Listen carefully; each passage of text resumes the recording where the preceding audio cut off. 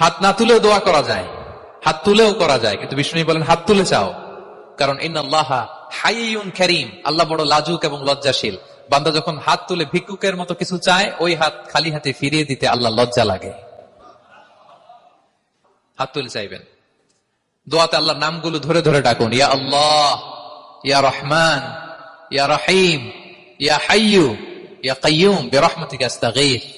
আল্লাহ নাম ধরে ধরে চান, ওই দোয়া আল্লাহ কবুল করবেন। বিশ্বনবীর উপর দুরূদ পড়েন, যে বিশ্বনবীর উপর দুরূদ পড়ে না, ওই দোয়া আল্লাহর কাছে কবুল হয় না, এটা আকাশে পেন্ডিং থাকে। কুল্লু দুআ মুআল্লাক মাহজুব বাইনা সামাই ওয়াল আরদি মা লাম ইউসাল্লা আলাইয়া। বিষ্ণু বলেন সব দোয়া আকাশে পেন্ডিং থাকে যতক্ষণ আমার উপর দুরূদ পড়া না হয়। তা আপনি যে বলেন হুজুর আমার দোয়া কবুল হয় না, কেন হয় না বুঝছেন এবার? হ্যাঁ, নবীর উপর দুরূদ পড়েন নাই তো। আল্লাহুম্মা সাল্লি ওয়া সাল্লিম ওয়া বারিক আলাইহি।